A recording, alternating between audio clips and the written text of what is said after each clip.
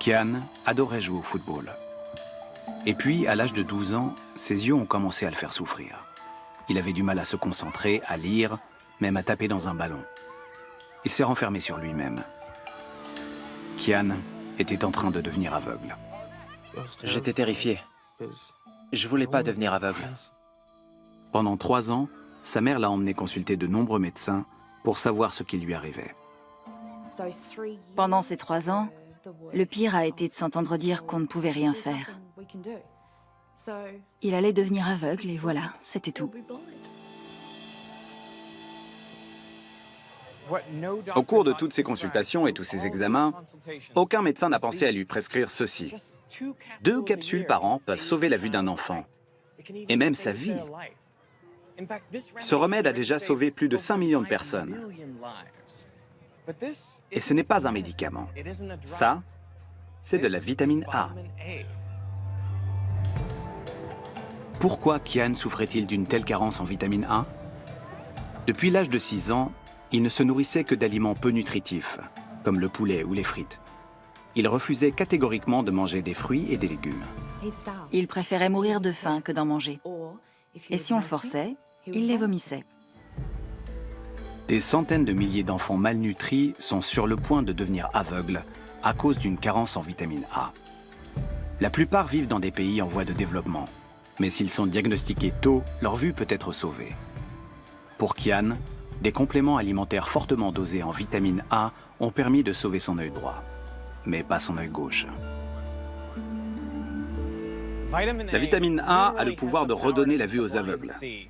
Mais attention, si vous ne souffrez d'aucune carence, il ne sert à rien d'en prendre. Et trop de vitamine A est toxique. On peut en mourir.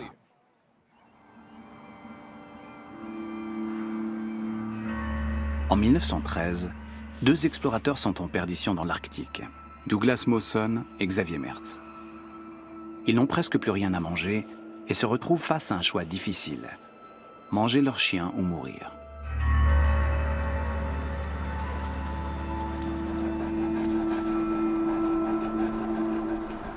À contre-cœur, les 2 hommes mangent leur chien et tombent malades, brûlant de fièvre. Quelques jours plus tard, Xavier Mertz meurt.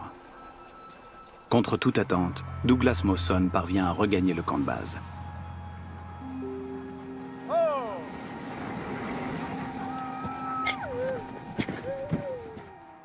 Quelle est la mystérieuse maladie qui a tué Xavier Mertz et failli emporter son compagnon? Eh bien, quand ils ont mangé leur chien, ils n'ont pas ingéré uniquement de la chair et de la graisse, ils ont aussi mangé le foie, qui contient de grandes quantités de vitamine A. En fait, ils ont fait une overdose. Xavier Mertz est devenu fou. Il a fait ce qu'on appelle une hypervitaminose A. L'hypervitaminose A est rare, mais elle est fatale. Aujourd'hui, on sait qu'elle peut être causée par une surdose de compléments en vitamine A. Le même type de compléments qui peuvent sauver la vue d'un enfant.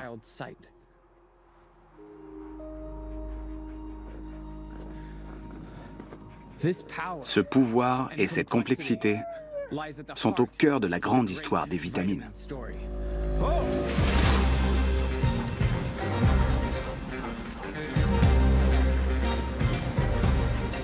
Je vais parcourir le monde pour découvrir l'histoire et la nature des vitamines. Ça, c'est un gros poisson. Comment les a-t-on découvertes? C'est pas dangereux, c'est sûr. Qu'est-ce qu'une vitamine? On peut diviser les 13 vitamines en 2 groupes. Comment a-t-on appris à les fabriquer?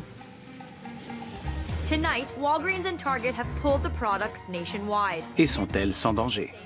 Toutes les vitamines, tous les nutriments sont toxiques à haute dose. Il faut faire attention, comme on le fait pour tout produit chimique qu'on absorbe. Il ne faut pas partir du principe qu'elles sont sans danger. On ne connaît pas les effets à long terme des compléments alimentaires. Je suis un scientifique, mais je suis aussi père de famille. Et je veux faire au mieux pour la santé de mon fils. Un jour peut-être, il prendra des vitamines pour aller sur Mars.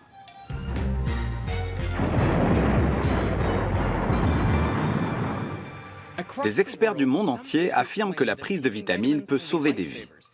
D'autres disent que c'est inutile, voire dangereux. Alors, comment savoir si nous devons prendre des vitamines ou pas?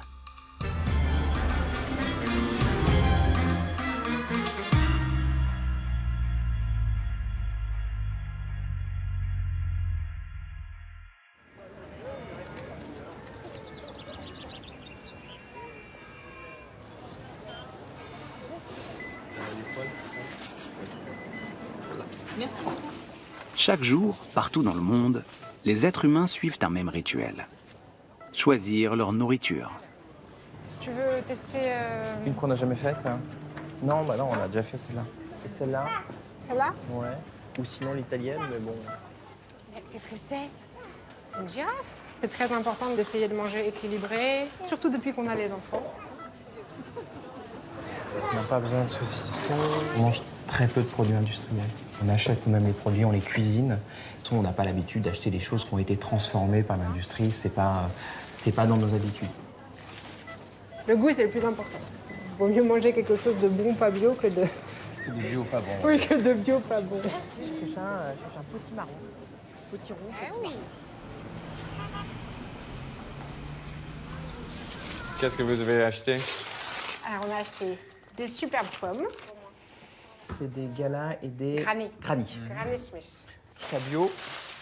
Tu connais ça? Champignons de Paris. Ah oui. Frais, ça c'est délicieux pareil. Ça a énormément de goût. C'est vrai qu'avant les enfants, on avait peut-être une hygiène de vie un peu moins bonne. Oui. Et c'est vrai que maintenant, il y a quand même beaucoup moins de charcuterie, beaucoup moins de fromage, beaucoup moins de vin et beaucoup plus de légumes. Les Français prennent de plus en plus de compléments alimentaires. Aujourd'hui, un adulte sur 3 en consomme au moins une fois par an, contre 1 sur 5 il y a 10 ans. Est-ce que vous prenez des vitamines? Des vitamines, oui, on prend beaucoup de vitamines. On en prend, les enfants en prennent. Est-ce que je peux les voir? Oui, je vais les chercher. Du magnésium, Voilà. de la vitamine B, du guarana. Ça, c'est la vitamine pour Charlotte. Donc, c'est de la vitamine D en petites gouttes. On lui donne 4 gouttes par jour. Mathis en prenait aussi. Et là, récemment, maintenant, lui, il prend des ampoules. Il en prend 4 fois par an. Avant chaque changement de saison, il prend une ampoule. Et nous aussi, on prend des ampoules de vitamine D. On en prend plutôt 2 fois par an, tous les 6 mois. Moi, en ce moment, je prends du magnésium et du fer et de l'acide folique et je trouve que je suis moins fatiguée. Tout ce qui est vitamine D est prescrit par le médecin. Là. Vous avez vraiment l'impression que ces vitamines vous aident? Oui, oui, c'est ça. Pour nous, ça peut. Enfin, moi, c'est vrai que je ne me suis jamais posé la question de savoir si ça pouvait être mauvais. Douce et Benjamin font ce qu'ils croient être bon pour leur santé. Ils partent du principe que ces produits leur sont bénéfiques. Et cette confiance est cruciale.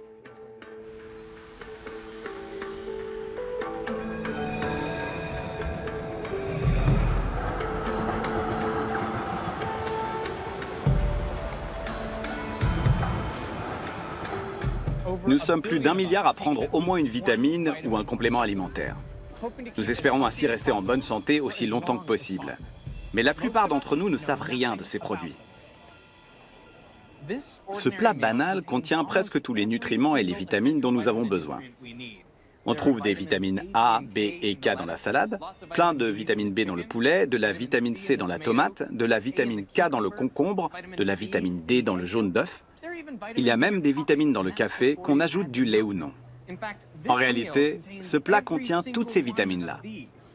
Mais au fait, c'est quoi une vitamine? Quels sont leurs effets sur le corps? Et en quelle quantité en avons-nous besoin? Il y a environ un siècle, on ignorait l'existence des vitamines. On savait qu'on avait besoin de protéines, de glucides, de matières grasses et de minéraux. Et on pressentait qu'il existait d'autres substances vitales dans les aliments. Au début du XXe siècle, des millions de personnes souffraient encore de maladies qui sont devenues rares aujourd'hui. Le beriberi, la pélagre, le rachitisme, le scorbut. À l'époque, on pensait qu'elles étaient dues à la présence d'un agent infectieux. On ne jurait que par les germes et les toxines. Mais une idée révolutionnaire commence à émerger. En 1897, un médecin néerlandais, Christian Eijkman, remarque par hasard que des poules nourries exclusivement au riz blanc tombent malades. Elles présentent des symptômes très proches de ceux du beriberi. Il pense d'abord à une toxine. Mais peu après, Gerrit Greinz démontre qu'il manque quelque chose dans le riz blanc. Il y a une carence. Puis, en 1911, un chimiste polonais tente d'identifier cette substance manquante. Il s'appelle Casimir Funk. Casimir Funk ne sait pas ce qu'est cette substance mystérieuse, mais il invente un nom pour la décrire. Il le crée à partir du latin vita, la vie, et amine, car elle contient de l'azote, ce qui donne vitamine avec un E en français mais pas en anglais. Il invente ainsi un mot accrocheur qui incarne une nouvelle idée, celle de l'existence d'une famille de nutriments dont l'absence cause des maladies. Très vite, il va devenir évident que ce ne sont pas uniquement des amines, mais le nom va rester, et le mot vitamine va devenir célèbre et prendre son envol. On découvre bientôt que le beriberi, la pélagre, le rachitisme et le scorbut sont tous dus à un déficit en vitamines. Christian Eichmann va remporter un prix Nobel conjoint, mais pas Gerrit Greinz ni Casimir Funk.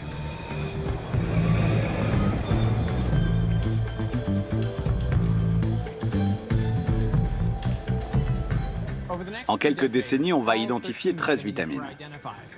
Très vite, on va les synthétiser pour en faire des pilules. Casimir Funk est loin de se douter que sa vitamine va donner naissance à un marché de 100 milliards de dollars par an. La vitamania vient de commencer.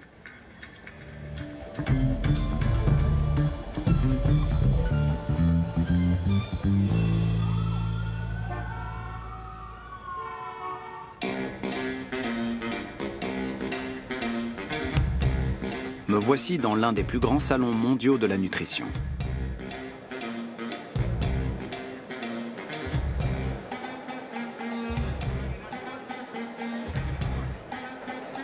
Il accueille chaque année des dizaines de milliers de visiteurs venus acheter et vendre ce qui se fait de mieux en matière de vitamines et de compléments alimentaires. Je veux voir ce qu'on y trouve.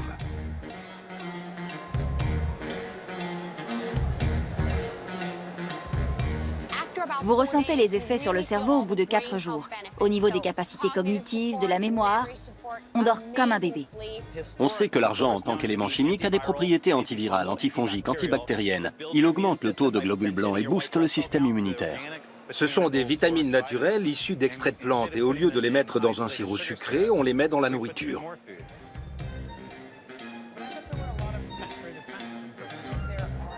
Les vitamines ont une sorte d'aura qui fait que dès qu'on écrit le mot vitamine sur un produit, on a l'impression qu'il est miraculeux et sans danger. Catherine Price est journaliste scientifique. Elle a passé 5 ans à enquêter sur les vitamines. On a tendance à imaginer que les compléments alimentaires sont produits de façon artisanale, à base d'herbes médicinales du jardin ou d'oranges que l'on fait bouillir pour récupérer la vitamine C. En réalité, c'est un marché de 40 milliards de dollars par an aux États-Unis et de 100 milliards dans le monde, et il se développe rapidement. Qui prend des vitamines?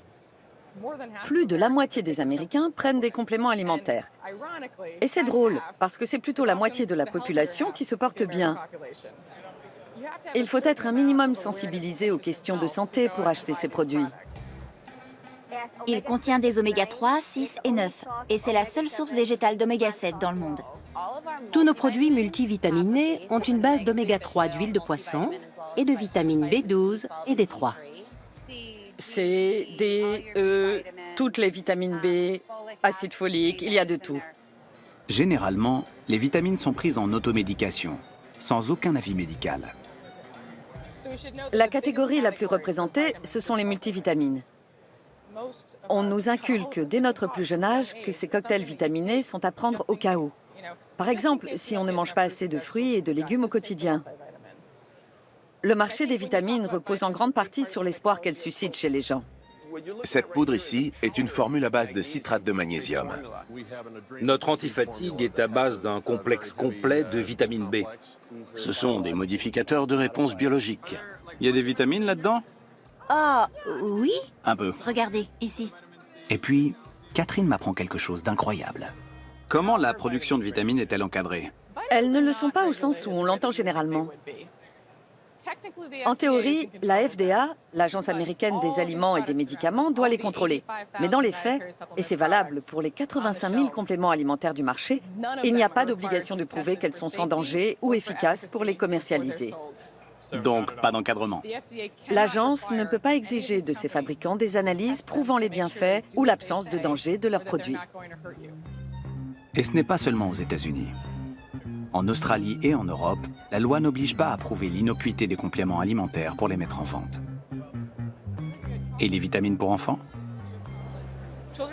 C'est la même chose que pour les adultes. Il n'est pas obligatoire de prouver qu'elles sont sans danger ou efficaces pour les commercialiser. Donc, on ne teste pas forcément ce qu'on donne aux enfants? Pas du tout? Non.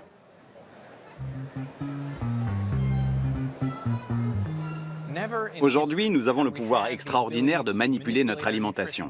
C'est inédit dans l'histoire de l'humanité. Mais comment savoir si ce que nous faisons n'est pas dangereux? Je suis un scientifique, et en tant que physicien, j'ai besoin de preuves. Et quand je vois ce qu'affirment certaines étiquettes ici, j'ai des doutes. Mais bon, je garde l'esprit ouvert. Les recherches sur les vitamines ont quand même fait l'objet d'au moins 10 prix Nobel. Je veux comprendre de quoi on parle exactement. Et pour cela, il faut revenir aux fondamentaux. Une vitamine, qu'est-ce que c'est?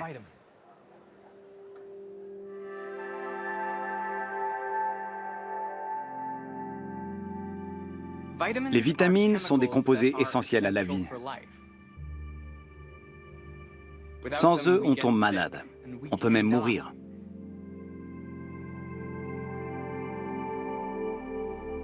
Notre corps ne produit pas de vitamines. Il les synthétise à partir de notre nourriture.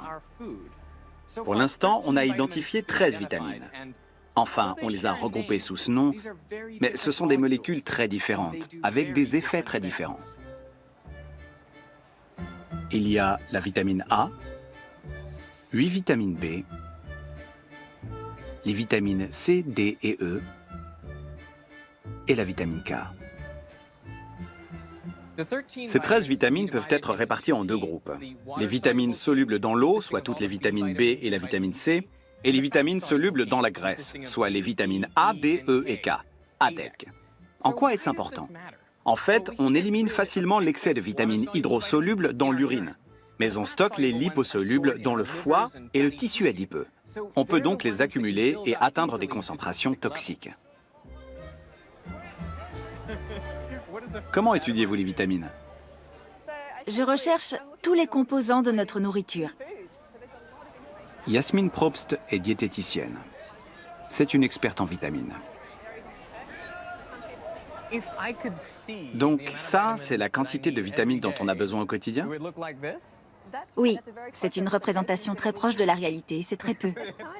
Il n'y a presque rien. Tout à fait. Des grains de poussière. On voit à peine la vitamine D.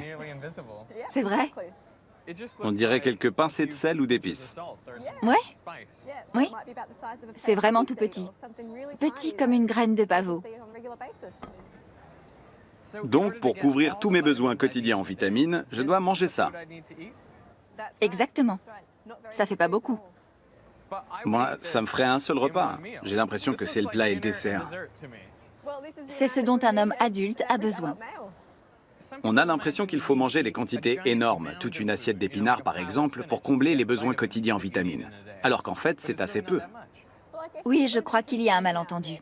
On a tendance à croire qu'il faut énormément de tel ou tel aliment, alors qu'il en faut très peu. Et ce qui compte, c'est de choisir les bons aliments, de manger équilibré pour absorber les bons nutriments. Une seule carotte comble mes besoins quotidiens en vitamine A? C'est ça, une carotte de taille moyenne. Quand on mange une carotte, les vitamines passent dans le système sanguin. Commence alors la danse complexe des molécules. Prenons la vitamine A. Notre corps la synthétise à partir d'une molécule végétale, le bêta-carotène. Puis, il la convertit en différentes formes de vitamine A, indispensables à la vision, à la régulation du système immunitaire et même au bon développement de l'embryon. Chaque vitamine déclenche de formidables réactions chimiques. Ensemble, elles influent sur toutes les parties du corps. Sans ces 13 vitamines, on ne peut pas entendre, sentir, penser, toucher, goûter, respirer. Elles nous maintiennent en vie. En fait, elles sont la vie. Quand tout fonctionne, c'est un système merveilleux. Mais quand on n'en a pas assez, quand on souffre de carence, l'organisme se détraque.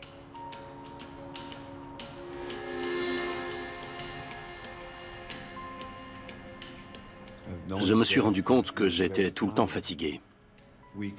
Je me sentais faible, j'avais les gencives qui saignaient, ce genre de choses, et ça ne faisait qu'empirer. Et puis je dormais énormément. Par exemple, je pouvais dormir d'une traite de 6 heures du soir à 10 heures du matin. C'est énorme. Ça m'a fait peur. Je savais que c'était pas normal. Heureusement que je suis allé voir le docteur Churchill.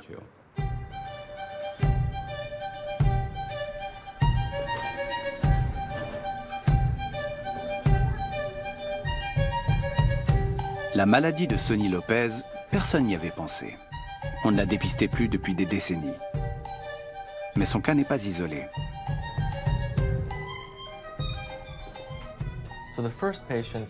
J'ai eu un premier patient qui avait des rougeurs douloureuses sur les 2 jambes et des douleurs articulaires. Il était fatigué et avait d'autres symptômes. Il avait été soigné pour ce qu'on croyait être une infection aux jambes, mais il n'y avait eu aucune amélioration.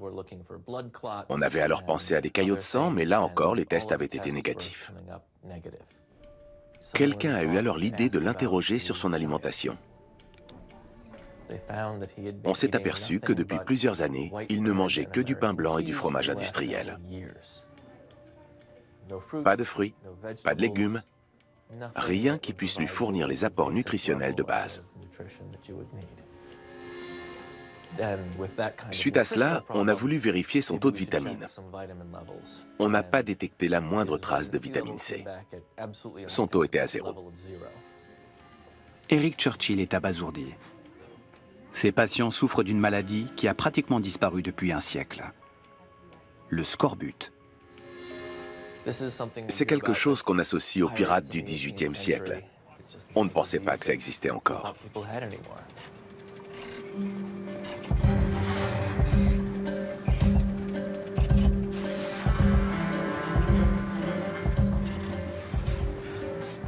Le scorbut a fait énormément de victimes. On a calculé qu'entre la fin du XVe siècle et le début du XIXe siècle, 2 millions de marins en sont morts. C'est du boulot en fait. John Waller est spécialiste de l'histoire de la médecine. Il a étudié le lien entre le scorbut et l'alimentation. Voilà la ration ordinaire d'un marin de la Royal Navy au XVIIIe siècle. Environ 1 livre de biscuits de mer très durs, ensuite 250 grammes de petits pois secs, de la viande salée, et pour faire passer tout ça, à peu près 3,5 litres de bière par jour. Mais il manque quelque chose. Oui, quelque chose de très important.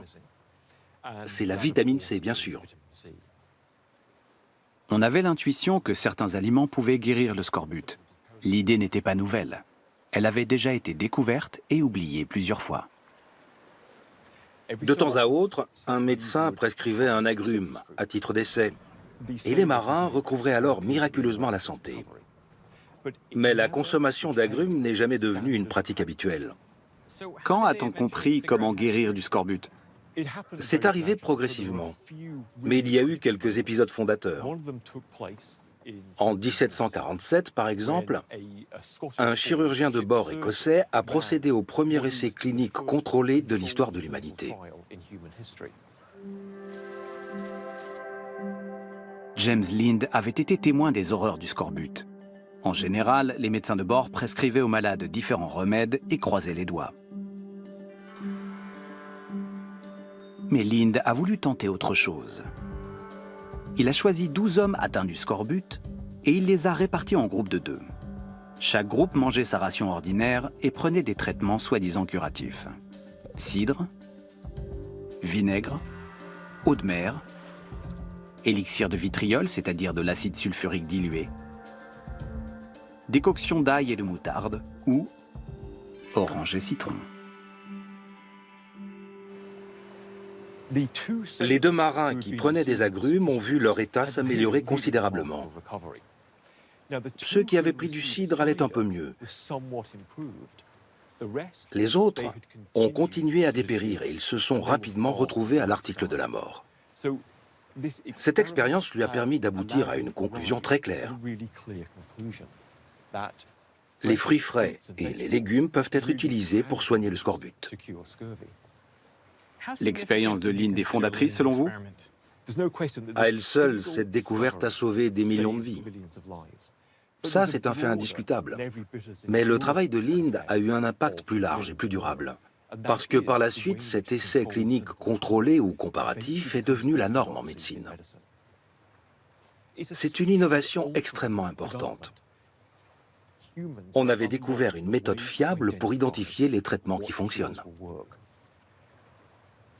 Quand James Lind publie ses résultats quelques années plus tard, il ne consacre qu'une poignée de paragraphes à son expérience, noyée au milieu d'un livre de 400 pages. C'est comme s'il ne s'était pas rendu compte de l'importance de sa découverte. D'ailleurs, elle serait peut-être tombée dans l'oubli si un jeune médecin, Gilbert Blaine, n'avait réussi à convaincre la marine britannique de procurer du jus de citron à ses matelots. On était en 1795, un an après la mort de James Lind, et 48 ans après son expérience historique.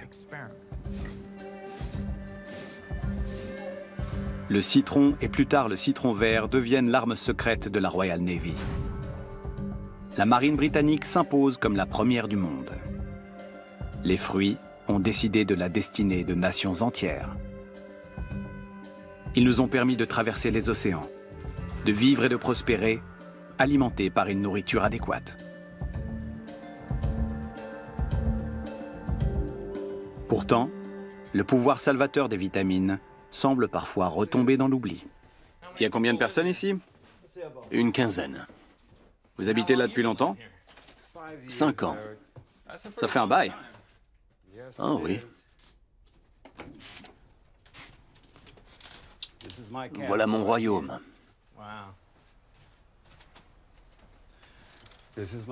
Eux, c'est ma famille, les gens que j'aime. C'est moi, j'avais 21 ans. Vous aviez une sacrée coupe. Ouais, c'était l'époque des hippies. Vous avez une belle famille. Merci. C'est là que je range mes céréales, mon pain, le beurre de cacahuète. Le frigo est dans le couloir. Venez, je vous montre. J'aime les hamburgers, les hot dogs, les sodas, les gâteaux, les céréales industrielles. Je ne vais pas vous mentir, je mange très sucré. Dans mon café, je mets 15 sucres et 2 dosettes de crème. Les personnes qui ont très peu de moyens vont souvent avoir tendance à choisir de la nourriture riche en matières grasses et en calories, et très roborative. Si votre budget est réduit, vous allez opter pour des aliments rassasiants qui apportent un plus grand sentiment de satiété que les fruits et légumes. Bonjour. Bonjour, docteur. Ça va? Super. Sonny a beaucoup de soucis à gérer. Alors manger des fruits et des légumes, ce n'est pas du tout sa priorité. J'ai cru que j'avais une maladie terrible. J'étais mort de peur. C'est un mot très moche, le scorbut. Quand on a diagnostiqué le scorbut de Sonny, la première mesure qu'on a prise a été de lui prescrire de la vitamine C pour corriger sa carence. Par la suite, il s'est avéré qu'il avait du mal à prendre les compléments. Alors j'ai pris mon bloc d'ordonnance, j'ai écrit 1 orange par jour et je lui ai donné. Sonny n'est pas le seul touché par la maladie. Ces 5 dernières années, on a identifié 30 cas de scorbut. À ma connaissance, c'est la plus grande concentration de cas dans un pays développé, à l'exception de situations très particulières, comme des zones de conflit ou des camps de réfugiés. C'était quoi leur problème? C'est qu'ils ne mangeaient pas assez? Pas du tout. Ce n'est pas une question de quantité, mais de qualité. En fait, plus de la moitié des personnes touchées étaient obèses. Leur alimentation leur fournissait suffisamment de calories, mais ce sont des calories de mauvaise qualité, peu nutritives. C'est ce qu'on appelle la malnutrition hypercalorique. Le scorbut est très facile à prévenir. La dose de vitamine C recommandée n'est vraiment pas élevée. À la limite, une poignée de sachets de sauce tomate de marque bien connue en contient assez pour vous protéger du scorbut. Je n'en fais pas la publicité, mais c'est suffisant. Ça peut surprendre, mais les agrumes ne sont pas les seuls champions de la vitamine C. Les kiwis, les fraises et les poivrons rouges en contiennent aussi beaucoup. Mais la vitamine C est fragile. Elle se dégrade rapidement. Selon une étude, si on laisse une pomme à température ambiante, elle perd 75% de sa vitamine C en une semaine. Donc la teneur en vitamine C décroît au fil du temps. Oui, du fait de la chaleur, de la lumière, des conditions de stockage. Comment faire alors pour maximiser l'apport nutritionnel? Manger frais et local. Moins il s'écoule de temps entre la récolte et la consommation, mieux c'est. Le pouvoir de la vitamine C fascine. Alors très vite, les chercheurs vont l'isoler et déterminer sa formule chimique. En 1937, ces travaux seront couronnés par 2 prix Nobel. Ils vont permettre de fabriquer la première vitamine de synthèse ou artificielle. À votre avis, d'où vient la vitamine C de vos comprimés?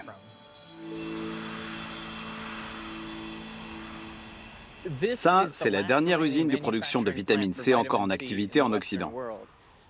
Aujourd'hui, les vitamines sont en grande majorité synthétiques. Elles sont fabriquées dans ce genre d'usine. En général, le but est de répliquer la structure des molécules naturelles. On espérait vous montrer ce procédé ici, mais après 12 mois de négociations, nous n'avons pas eu l'autorisation de filmer à l'intérieur. Alors, pour comprendre comment on fabrique une vitamine, suivez le guide. Pour fabriquer une vitamine, il faut des matières premières. Vous n'allez pas me croire, mais 8 vitamines peuvent être créées à partir de combustibles fossiles, comme les goudrons de houille. Ils contiennent des éléments comme l'acétone, le dissolvant du vernis à ongles, des alcanes que l'on trouve dans le pétrole et divers noyaux aromatiques présents dans le bitume. Le principe est de combiner ces briques pour en faire des molécules complexes afin de construire, littéralement, les vitamines. L'opération demande une grande précision. Il suffit d'un rien pour altérer leur fonction. Les vitamines de synthèse ne proviennent pas toutes de combustibles fossiles.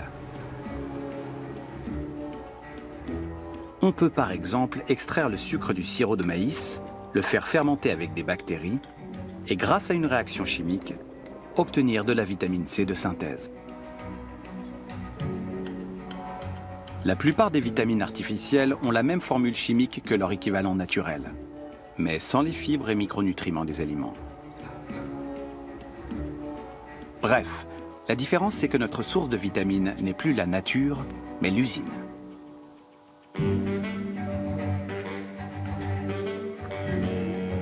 Produire des vitamines à l'échelle industrielle, c'est bien plus efficace et bien moins cher.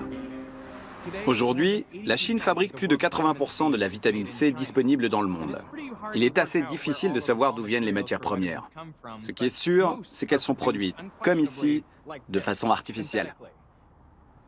Elles sont ensuite envoyées vers des usines du monde entier pour être transformées en comprimés.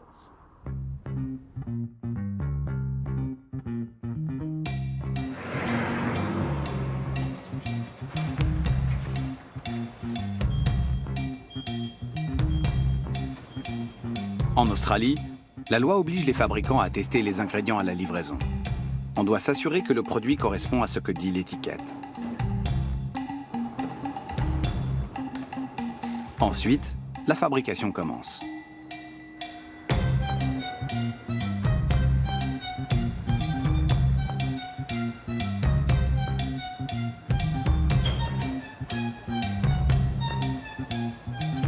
On mélange l'ingrédient brut avec des additifs et des liants. À chaque produit, sa recette.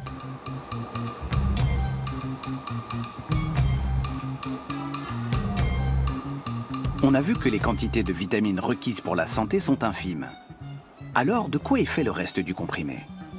Eh bien, on ajoute souvent des éléments neutres, comme la cellulose, des sucres ou de la farine de riz. Ils donnent du volume et facilitent la dissolution du comprimé dans l'organisme. On peut aussi ajouter des couleurs et des goûts pour rendre les vitamines plus attrayantes. Le procédé de fabrication est similaire pour la plupart des vitamines de synthèse, en fonction du produit fini qu'on veut obtenir.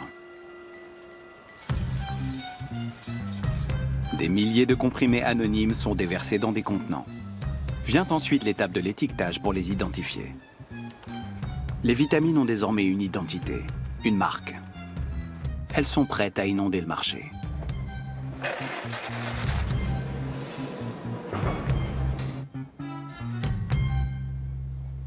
C'est intéressant. Un fabricant a le droit d'écrire « fabriqué en Australie » sur ses vitamines, même si aucun des ingrédients ne vient de ce pays. Et si on veut affirmer qu'il s'agit d'un produit naturel? Eh bien, comme la plupart des pays n'ont pas officiellement défini ce que le mot « naturel » veut dire, le produit peut contenir des ingrédients artificiels. Mais admettons que vous n'ayez jamais pris de comprimés de vitamines. Vous pourriez penser que vous n'êtes pas du tout concerné par ces procédés de fabrication industrielle. Eh bien, vous auriez tort. Vous ne prenez peut-être pas de comprimés, mais vous ingérez certainement des vitamines de synthèse. Car dans au moins 95 pays du monde, on en ajoute dans la nourriture. Eat Wonder Bread. You want to grow bigger and stronger, don't you? Golly, sure. Okay. A sandwich daily and 2 slices of Wonder Bread every meal give you 8 elements you need. La moitié des pays du monde autorisent l'ajout de vitamines de synthèse dans les aliments ordinaires. C'est ce qu'on appelle l'enrichissement. That's why you can help yourself grow bigger and stronger 8 ways with Wonder Bread. So be sure to eat Wonder Bread.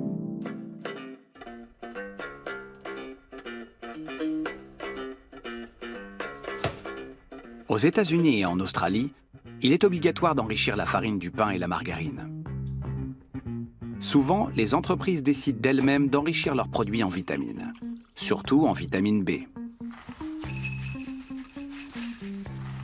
Les vitamines B sont celles qui vous donnent du peps. Elles participent à la production d'énergie et au métabolisme des cellules. Parce qu'elles sont solubles dans l'eau, comme la vitamine C, notre corps ne les stocke pas. Il faut souvent refaire le plein. Il a fallu plus de 50 ans pour les identifier et les synthétiser. Un travail récompensé par 6 prix Nobel.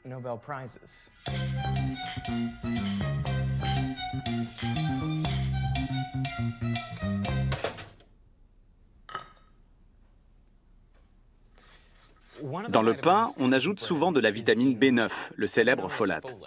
Mais d'où vient ce besoin d'enrichir le pain?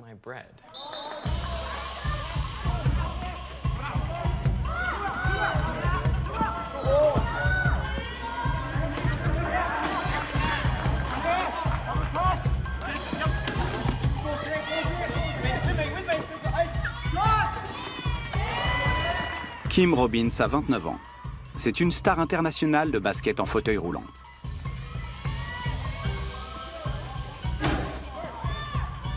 C'est un professionnel et il joue dans le monde entier.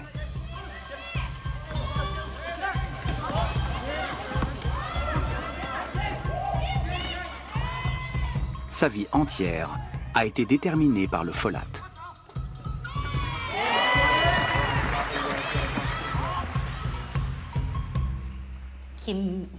Kim est né avec un hémangiome dans le dos, entre les omoplates.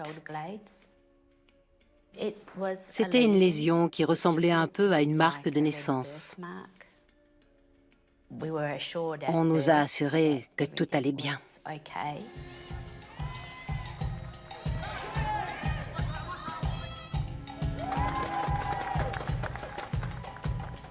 Ce n'est que vers l'âge de 6 mois qu'on a commencé à s'inquiéter. Il n'arrivait pas à faire certaines choses qu'il aurait dû pouvoir faire à cet âge. Après des mois d'examen, il s'est avéré que Kim avait une anomalie du tube neural. Un trou dans la colonne vertébrale qui avait causé des séquelles irréversibles. Mon handicap se manifeste aussi par des maux de dos chroniques au niveau des reins. J'ai des douleurs environ 250 fois par jour. Ça fait comme des spasmes. Sinon, mon cerveau fonctionne parfaitement. Mes jambes ne fonctionnent pas normalement. Je peux marcher.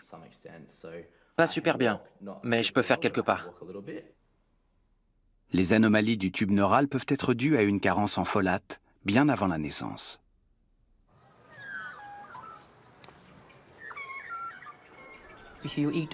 L'idéal, c'est de prendre le folate dans la nourriture. Il est présent en grande quantité dans les légumes verts à feuilles.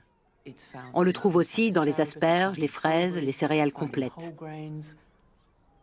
Donc si vous mangez des fruits et des légumes, il est très probable que votre alimentation soit riche en folate.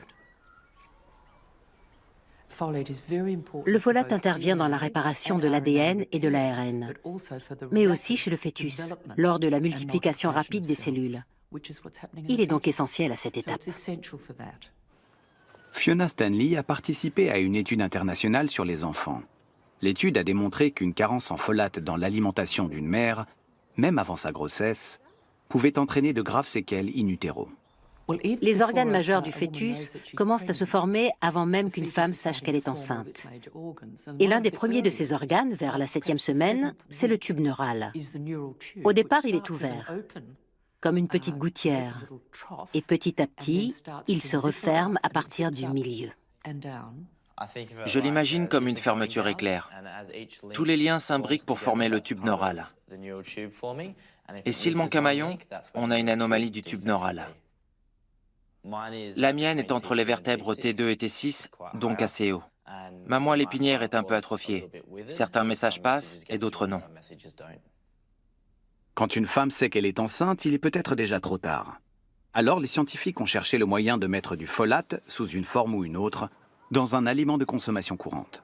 Il y a eu beaucoup de débats sur l'aliment qu'il fallait enrichir. Et bien sûr, parmi les candidats potentiels, il y avait la farine pour le pain, car c'est un aliment de base. Alors, depuis 2009, le pain australien est enrichi à l'acide folique, la forme synthétique du folate. Il est obligatoire d'en mettre dans toutes les farines de blé destinées à la fabrication du pain. C'est la même chose aux États-Unis, au Canada et en Grande-Bretagne. Seuls les pains biologiques ou traditionnels en sont dispensés. On recommande aussi des suppléments d'acide folique aux femmes qui envisagent d'avoir un enfant. Je ne connaissais pas l'existence du folate avant ma grossesse. Je n'avais jamais entendu parler d'anomalie du tube neural. Est-ce que ça aurait changé quelque chose si j'avais pris du folate au début de ma grossesse?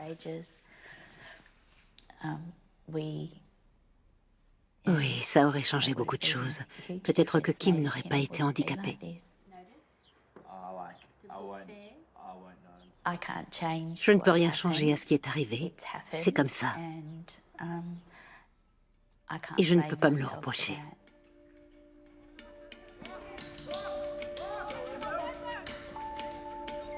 En Australie, l'enrichissement et la supplémentation en acide folique ont divisé par 2 le nombre d'anomalies du tube neural. C'est vraiment cool de pouvoir faire ce que j'aime. On me demande souvent si j'aurais préféré ne pas être en fauteuil roulant. Je réponds que non, parce que je n'aurais peut-être pas fait autant de choses. Je suis assez content de ma vie et de ce que j'ai accompli.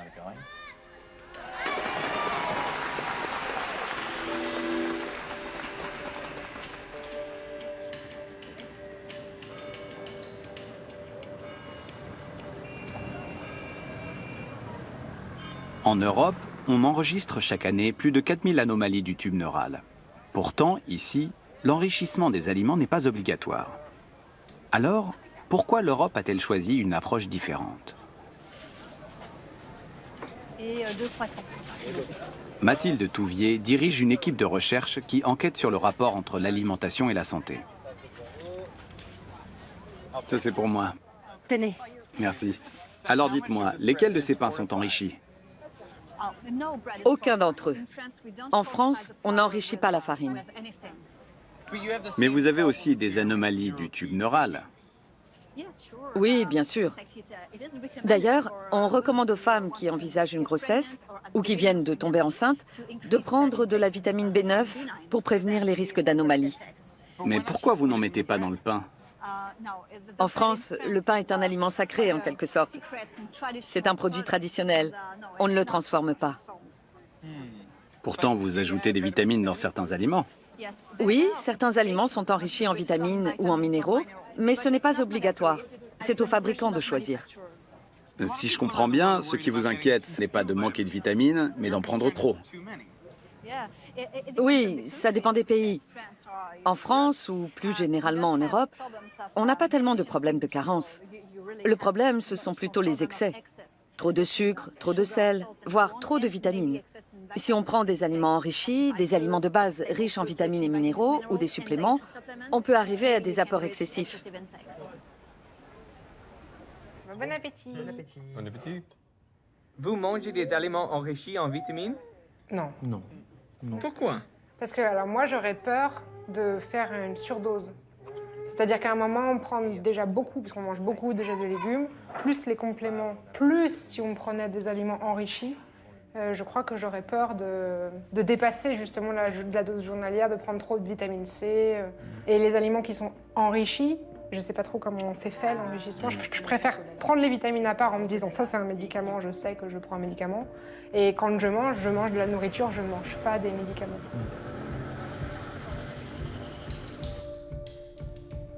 Avant de décider d'enrichir certains aliments, les États ont soigneusement pesé les risques et les avantages de l'opération.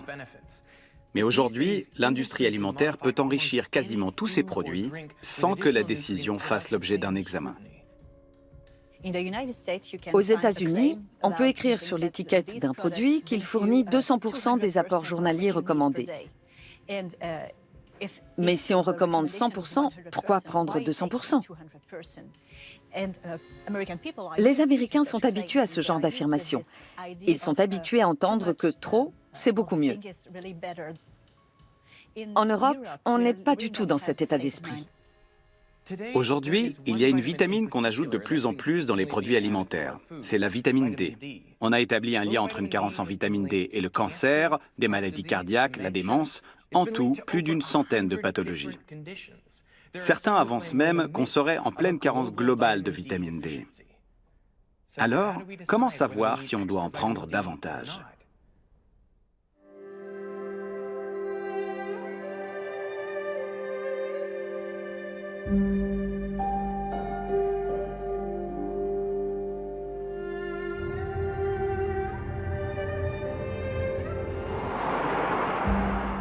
Je suis venu dans l'un des endroits les plus froids de la planète pour mieux comprendre cette vitamine qui enflamme le milieu scientifique.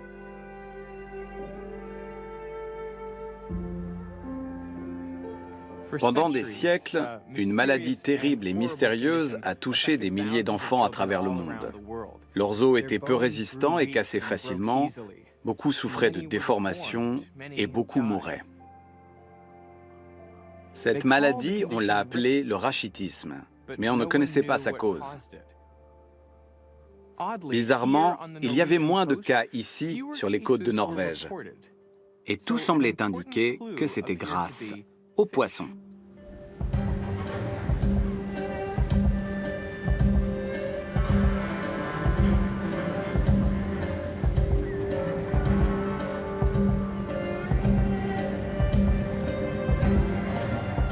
Ici, entre janvier et avril, c'est la saison du skraï, la grande pêche au cabillaud ou à la morue.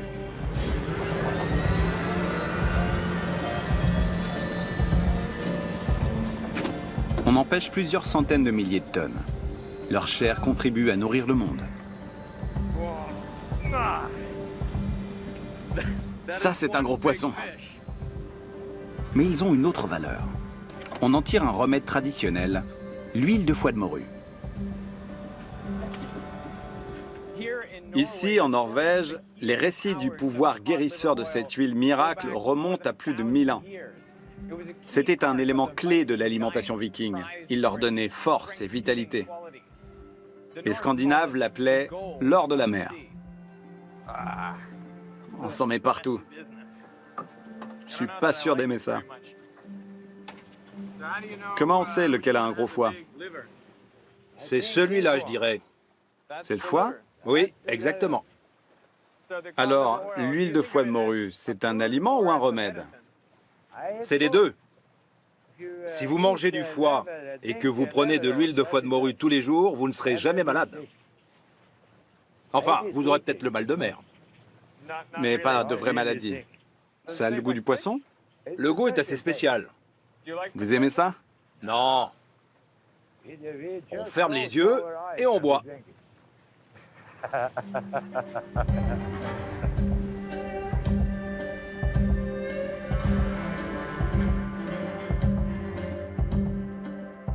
Il y a des centaines de milliers de têtes et de queues fixées sur des séchoirs.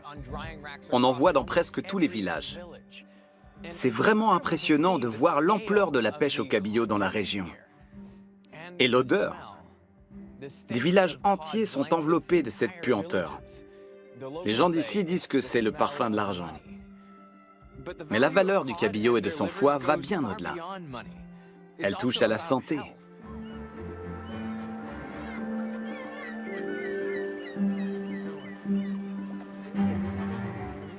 Margriet Broestad est spécialiste des liens entre les aliments, comme le cabillaud, et les maladies, comme le rachitisme. Il y a quelques années, le rachitisme était un énorme problème sanitaire ici en Norvège. Le rachitisme est une maladie qui se caractérise par des os mous. Il entraîne la déformation du squelette et c'est extrêmement douloureux. Si on est touché durant l'enfance, c'est irréversible? Oui, si ce n'est pas soigné. C'est vraiment terrible. Oui, c'est très douloureux. On savait depuis longtemps que l'huile de foie de morue pouvait guérir le rachitisme, mais on ne savait pas pourquoi.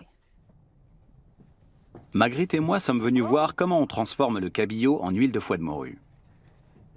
Bienvenue. Merci. Vous aviez déjà vu la fabrication? Non. L'affaire est simple, quoique pas très appétissante. On prélève le foie du poisson, on le met dans un tonneau et on le laisse se décomposer. À mesure que le foie pourrit, l'huile devient plus foncée. Puis, on prend l'huile à la surface et on boit. You sure this is safe? C'est pas mauvais.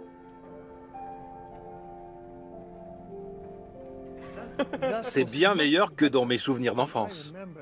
C'est vrai? Franchement, je m'attendais à bien pire. L'huile de foie de morue s'est montrée si efficace contre le rachitisme que toute l'Europe s'est mise à en donner aux enfants. Et dans les années 1870, elle a débarqué en Amérique.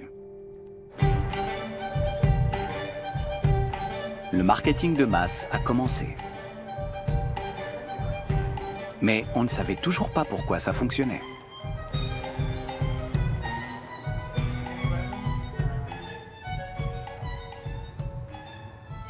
Au tout début, l'huile de foie de morue a été présentée comme un produit qui permettait de redonner de la vigueur, de se remplumer.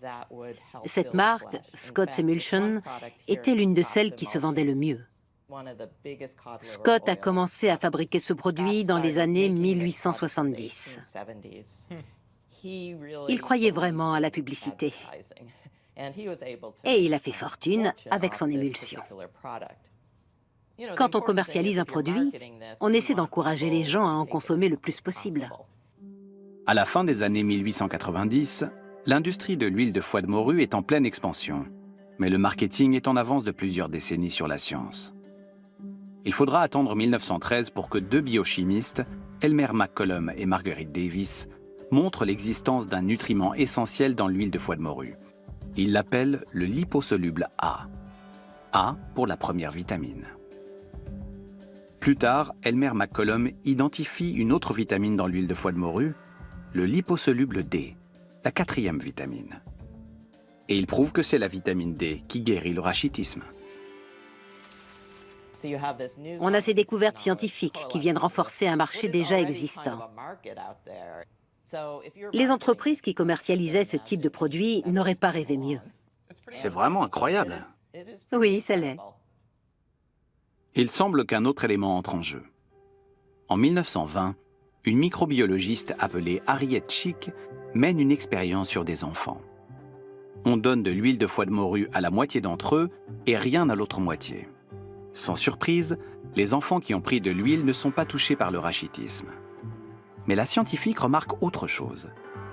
Les enfants malades qui passent du temps à l'extérieur guérissent plus vite. Elle démontre que l'huile de foie de morue et le soleil guérissent tous deux le rachitisme.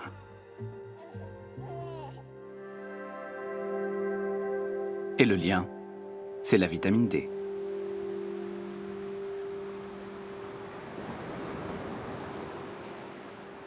Alors, ça fait du bien le soleil? Un bien fou. Comment le soleil donne-t-il de la vitamine? Quand ces rayons frappent notre peau, il se produit quelque chose d'extraordinaire. L'épiderme contient un dérivé du cholestérol. Quand cette molécule est exposée aux ultraviolets, elle est transformée et convertie en un type de vitamine D, le même type de vitamine qu'on trouve dans l'huile de foie de morue. Elle est ensuite transportée vers le foie. Là, elle prend la forme que les médecins mesurent dans notre sang. Elle se transforme une dernière fois dans les reins et devient active. Désormais, elle peut participer à l'absorption du calcium pour faire des os résistants et sains. Le rachitisme n'est plus à craindre. J'ai assez pris le soleil pour la journée.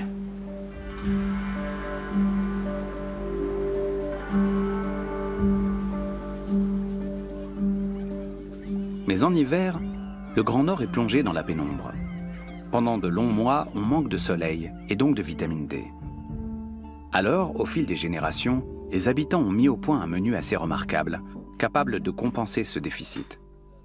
La chair, c'est du cabillaud. Vous avez aussi des œufs de cabillaud. Et là, c'est le foie bouilli, avec de l'huile de foie de morue mélangée à de l'oignon, du poivre et du sel. Et des pommes de terre. Les Norvégiens mangent beaucoup de pommes de terre. Très bien. C'est le meulieu, un plat traditionnel plein de vitamine D. Un repas comme celui-ci vous apporte entre 16 et 20 fois les doses journalières recommandées en vitamine D. Dans nos pays du Nord, ils préservent nos taux de vitamines pendant les mois d'hiver. Mais tout le monde n'aime pas les poissons gras, et encore moins le foie et l'huile de foie de morue. Alors les scientifiques ont inventé quelque chose de beaucoup plus appétissant. Le premier comprimé de vitamine important, c'est l'Oscodal. Il a été mis au point par Casimir Funk. Cette huile de foie de morue qui soulève le cœur devient un joli petit cachet enrobé de sucre. En fait, c'est l'huile de foie de morue qui a déclenché la folie des vitamines? Oui, absolument. C'est le point de départ de tout ça. Les comprimés sont désormais facilement accessibles. L'ère du cabillaud comme source première de vitamine D touche à sa fin. Bientôt, cette vitamine sera produite de façon complètement différente à partir d'un animal complètement différent.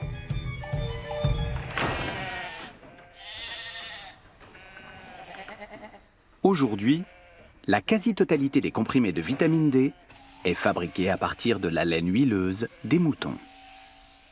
Principalement de moutons australiens. Comment transforme-t-on de la laine de mouton en vitamine? Allez, je me lance. La fibre est enrobée d'une couche de graisse, la lanoline. C'est ce qui fait sa douceur au toucher. La lanoline est un mélange d'acides gras produit par les glandes sébacées du mouton. Elle est essentielle dans la fabrication de la vitamine D de synthèse.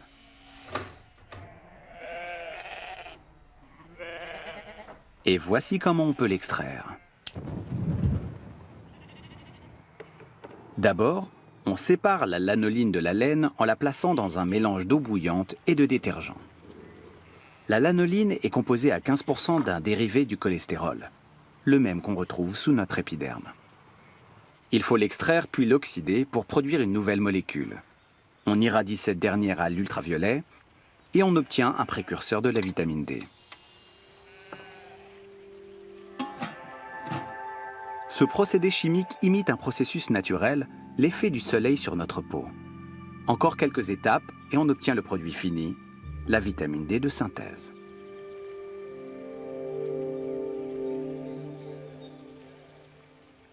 Bien sûr, tout cela n'est pas fait dans un bocal, mais à l'échelle industrielle dans des usines.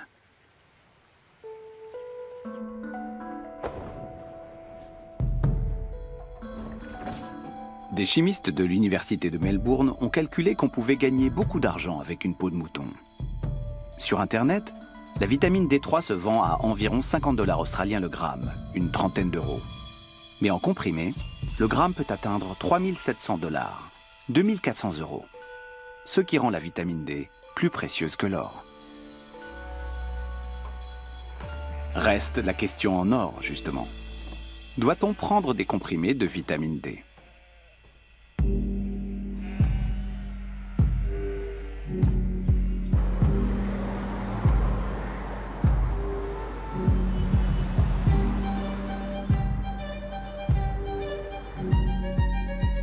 Aujourd'hui, nous passons le plus clair de notre temps à l'intérieur. Notre exposition à la lumière directe du soleil est réduite. Alors, avons-nous besoin de davantage de vitamine D? Devons-nous prendre des suppléments? Rachel Neal contribue à une étude mondiale sur le sujet. La vitamine D n'est pas seulement une vitamine, c'est aussi une hormone. Son rôle est majeur dans le fonctionnement des cellules de l'organisme. Elle contrôle, par exemple, si une cellule va se multiplier de façon anarchique et devenir un cancer, ou si elle va muter et mourir. C'est donc une molécule extrêmement puissante. Et il faut en avoir une connaissance beaucoup plus approfondie avant de recommander la prise de suppléments.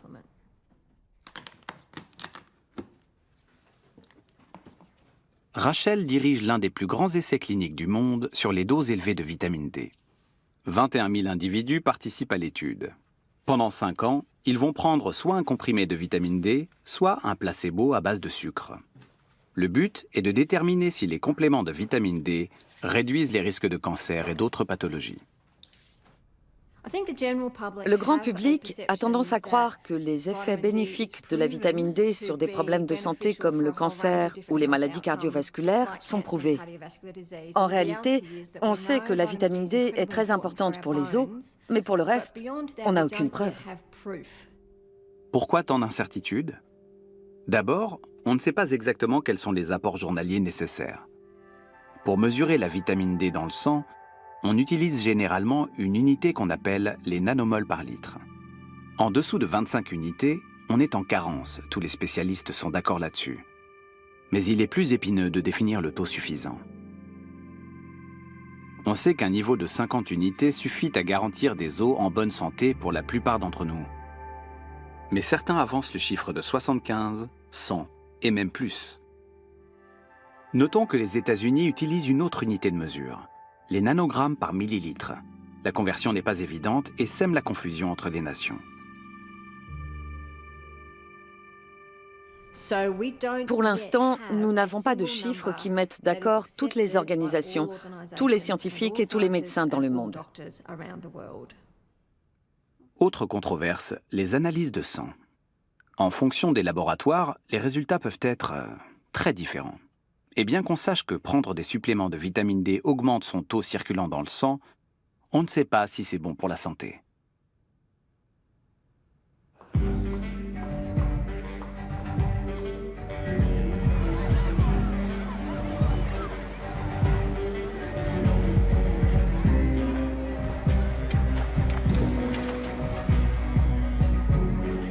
Donc on ne connaît pas les effets de la vitamine D. On a une idée de ce que fait la vitamine D, mais ce qu'on ne sait pas, c'est si en prendre en complément. En fonction de leur approche, les études apportent différentes informations. Ils sont en train de prendre une bonne dose de vitamine D. Pour la vitamine D, ce sont souvent des études d'observation. On observe les faits. Par exemple, les personnes atteintes d'un cancer ont souvent des taux sanguins de vitamine D assez bas. Le lien existe donc, et potentiellement il est important. Mais ça ne nous dit pas si la faiblesse du taux est la cause ou la conséquence du cancer. Pour le savoir, il faut employer la méthode inventée par James Lind en 1747, l'étude clinique randomisée.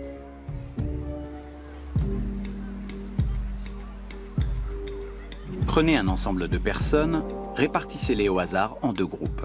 donner de la vitamine D à l'un et un placebo à l'autre. Cette fois, si on constate une différence entre les deux groupes, c'est donc la vitamine D qui en est la cause. Mieux encore, réaliser cette étude à grande échelle. Plus l'étude compte de sujets, plus le résultat est probant. L'étude de Rachel donnera ses premiers résultats en 2021. C'est passionnant, mais pour l'instant, on reste dans l'incertitude quant aux recommandations à faire à la population.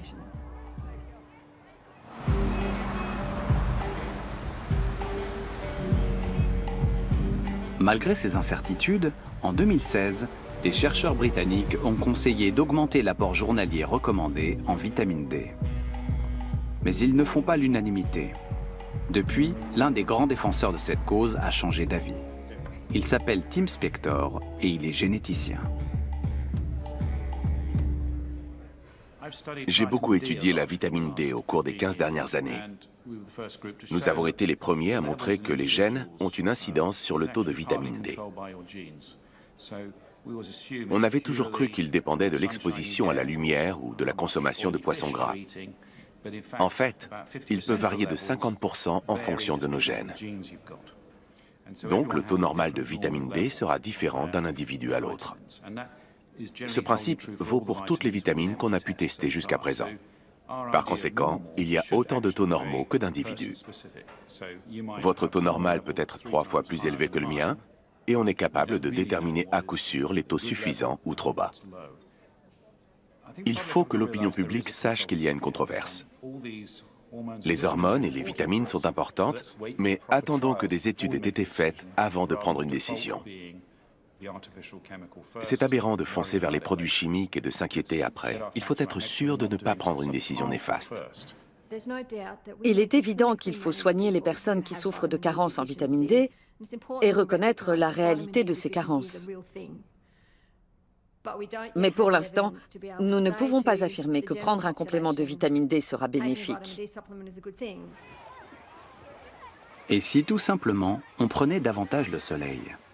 Mais alors, quid du risque de cancer? Comme toujours avec la vitamine D, c'est compliqué. Dans les pays du Sud, de courtes expositions au soleil du matin quelques fois par semaine suffisent. Et sous un ciel plus gris? Eh bien, il faut s'exposer davantage au soleil. Ou alors, votre médecin vous recommandera peut-être un complément en vitamine D.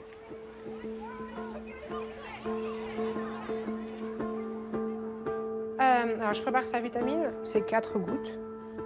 Des fois, il y a 5. Elle prend jamais tout exactement. C'est difficile vu qu'il y a la cuillère, il en reste un petit peu sur le bol. Donc voilà, souvent on met 5 comme ça, on se dit que au moins elle en prend 4. On va prendre la vitamine. Elle prend ça tous les jours pour renforcer ses os et pour éviter le rachitisme. C'est recommandé par le médecin? Par le pédiatre, oui. On sort de la maternité avec une prescription et tout de suite on doit donner la vitamine D. Et même le premier jour de naissance, en fait, à l'hôpital, on nous apprend à donner la vitamine D. La vitamine D est puissante, on l'a dit. Alors que se passe-t-il quand on abuse des bonnes choses?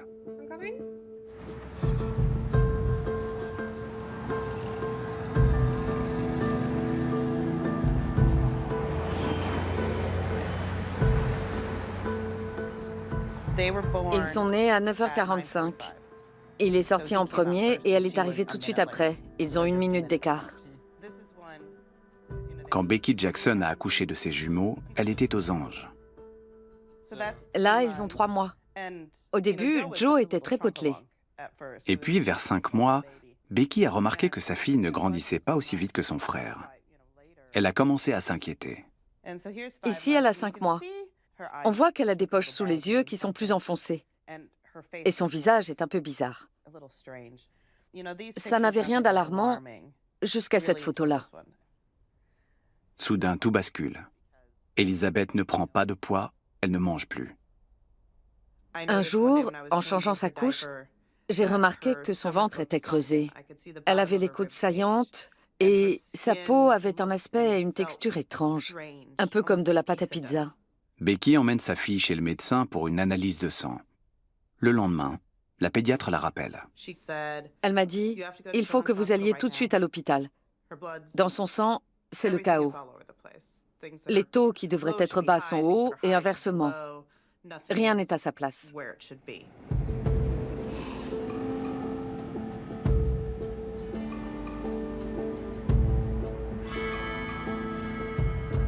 J'ai paniqué. Pendant 2 jours, je n'ai pas compris ce qui se passait.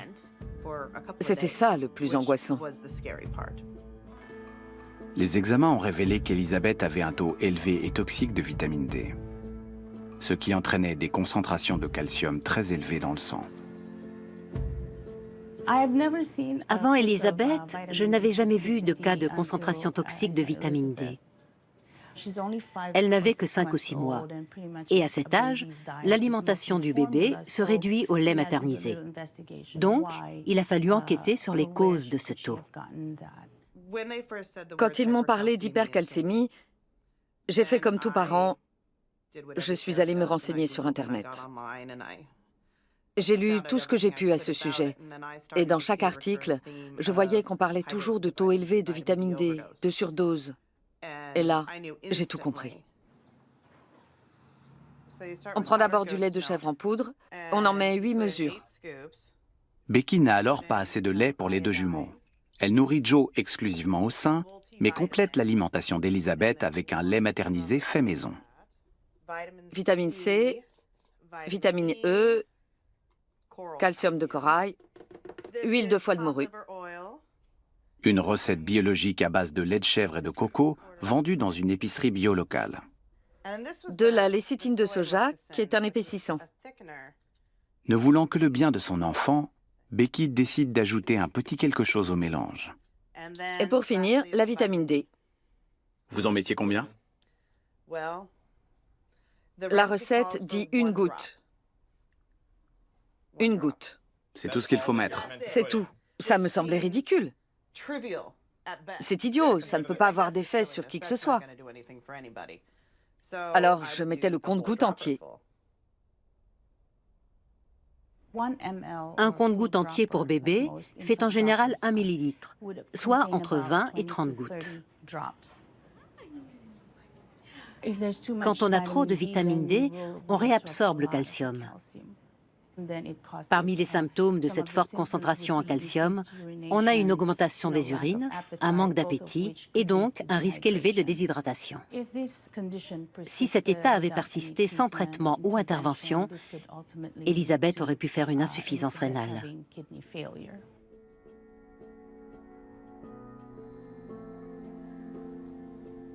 Et là, c'est à l'hôpital avec la sonde d'alimentation. Mais elle a déjà récupéré. Elle a pris du poids. Elle commence à redevenir un bébé normal. Après 10 jours passés à l'hôpital, elle retrouve des taux normaux. Je me suis sentie coupable. C'était ma faute. C'est moi qui l'avais fait. Et je savais que je lui en donnais trop quand je dosais la vitamine. Mais je me disais que ça ne pouvait pas lui faire de mal, c'était juste de la vitamine. C'est comme la vitamine C, on l'évacue quand on en a trop, ça ne pouvait pas être grave. J'essayais simplement d'être une bonne mère, de faire de mon mieux d'une façon qui me paraissait simple, gérable et complètement sans danger.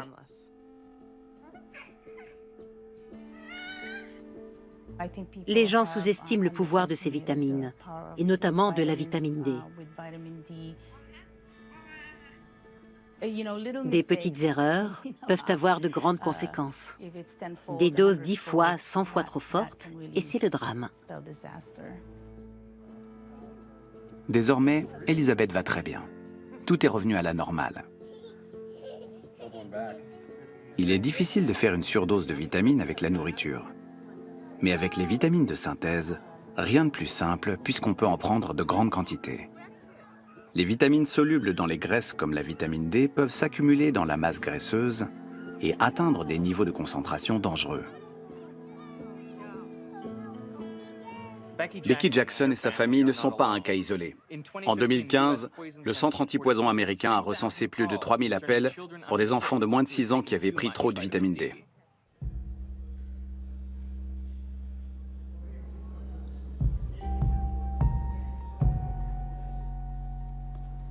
Partout dans le monde, on étudie de près les risques liés à la supplémentation alimentaire.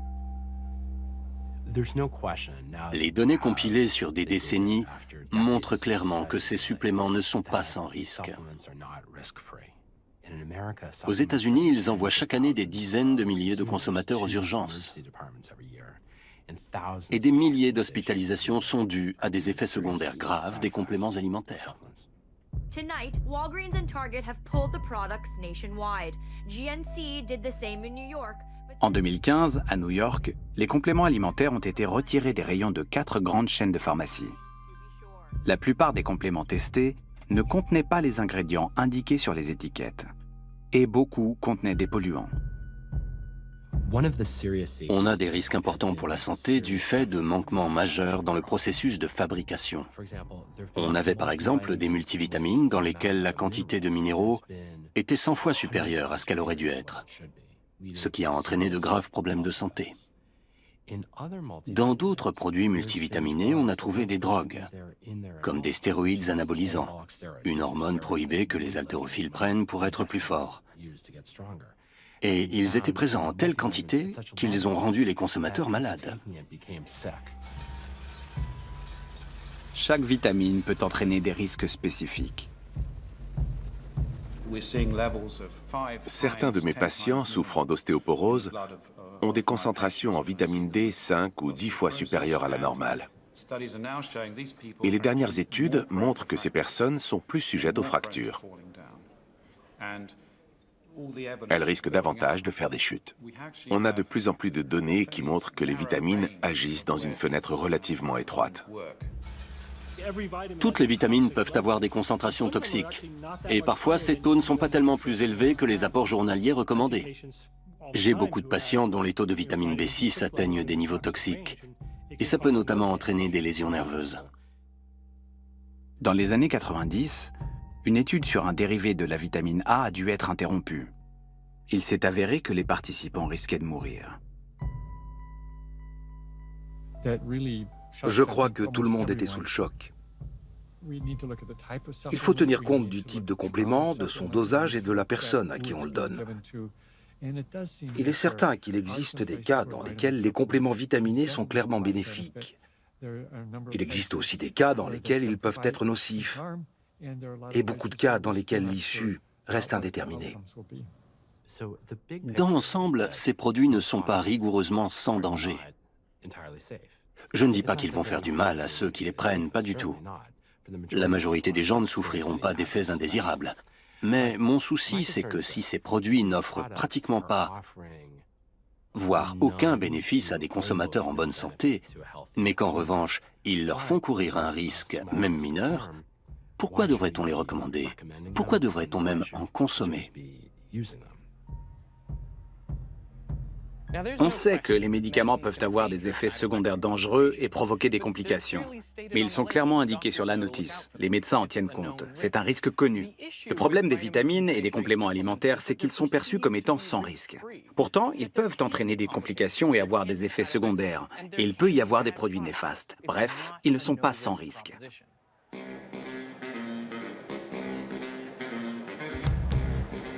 Et pourtant, aux États-Unis, rien n'oblige les fabricants à démontrer l'innocuité ou l'efficacité de leurs produits avant de les mettre sur le marché. Aux États-Unis et dans beaucoup d'autres pays, la loi est très souple.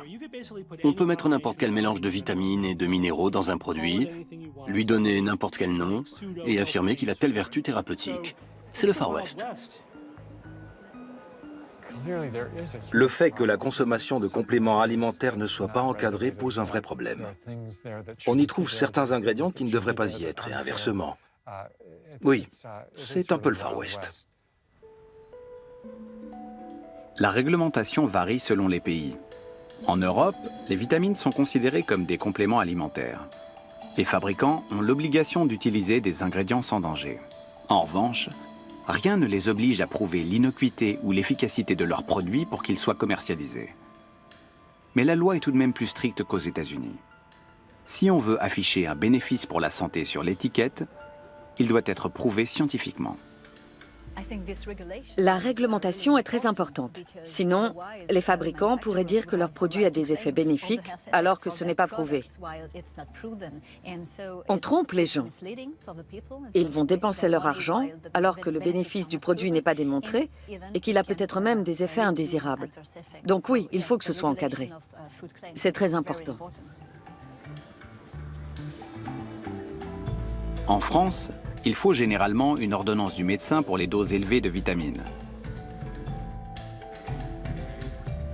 Mais on achète de plus en plus nos vitamines en ligne.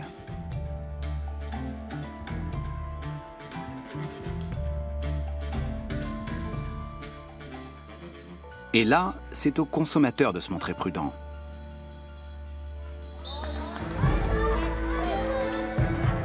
Il ne faut pas oublier pour autant qu'en cas de vraie carence, les compléments vitaminés peuvent changer des vies.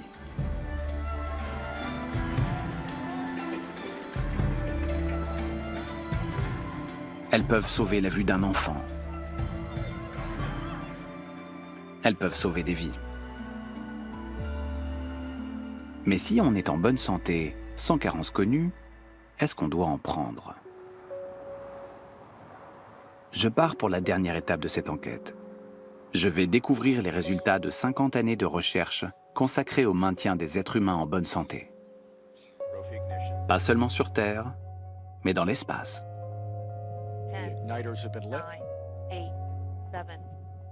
Je veux savoir si la NASA compte emporter des compléments alimentaires sur Mars.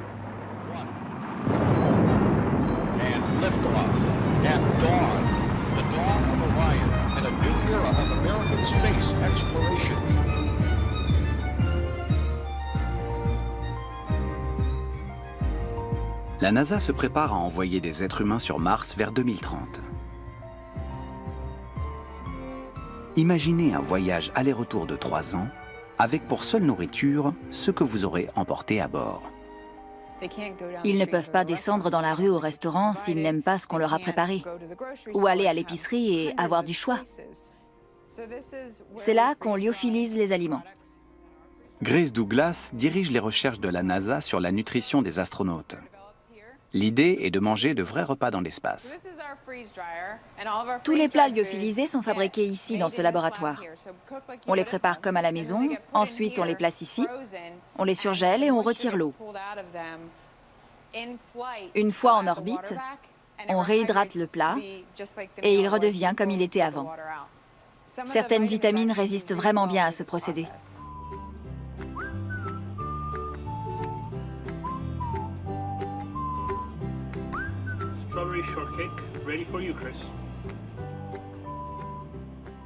C'est marrant ça. C'est quoi, des crevettes? C'est ça. Et ça, c'est un burger. Évidemment, on est en Amérique. Oui, ça c'est du poulet à la sauce aigre douce.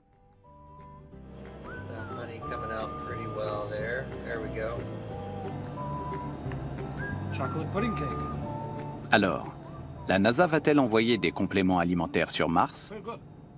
Il y en aura un seul, la vitamine D, parce qu'on la synthétise en s'exposant à la lumière du soleil et dans l'espace, ce ne sera pas possible. Uniquement de la vitamine D? Oui, les autres nutriments proviendront d'une alimentation variée et équilibrée. La nourriture, c'est mieux que les compléments? La nourriture, c'est fondamental pour la santé et la performance des êtres humains. C'est donc un élément central de ces missions. Il y a énormément de vitamines, de minéraux et autres dans la nourriture.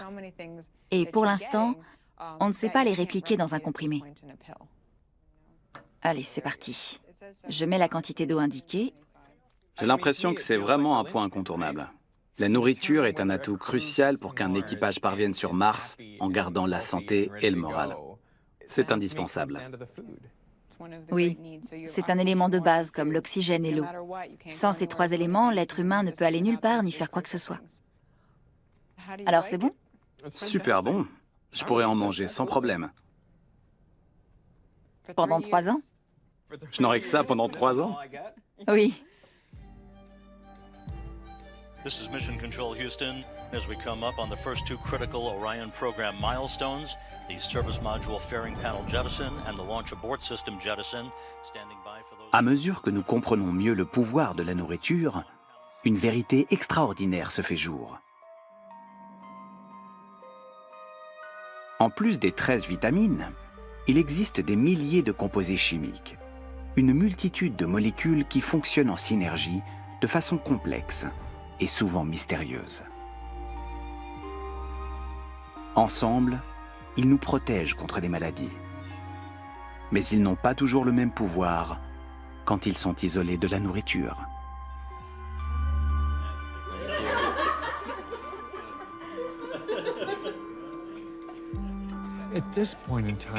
À l'heure actuelle, on est très loin d'imaginer qu'un complément pourra remplacer ce qu'on tire de la nourriture, ou remplacer de vrais repas. La nourriture contient des dizaines de micronutriments essentiels et des milliers de composés dont on sait encore très peu de choses. Il peut être rassurant de se dire qu'un comprimé va résoudre beaucoup de problèmes de santé ou prévenir les maladies chroniques. Mais pour l'instant, ce n'est pas vrai, ce n'est pas avéré. Ce qui est avéré, c'est le lien entre l'alimentation et la santé. Malheureusement, il y a eu cette mode et toutes ces affirmations pseudo-scientifiques autour des vitamines. Maintenant, il y a des gens qui ont un esprit logique, scientifique, et qui pensent que les vitamines sont une escroquerie. Ce n'est pas vrai. C'est une science, c'est de la nutrition, de la médecine. L'escroquerie, c'est d'exagérer le pouvoir des vitamines ou de prétendre qu'elles sont autre chose que ce qu'elles sont.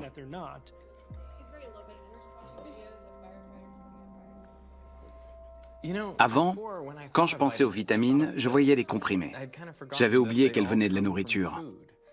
Maintenant, je sais qu'on peut tirer tout ce dont on a besoin de notre alimentation et qu'on est loin d'avoir compris toute sa richesse. On tire nos vitamines de notre nourriture depuis des millions d'années. Et on aurait tout compris en à peine un siècle. Alors faut-il prendre des vitamines? Oui, mais en mangeant équilibré. Et si vous sentez que vous avez besoin d'un complément, le mieux c'est peut-être de considérer les vitamines comme un médicament. Si vous en prenez, prenez-les sérieusement.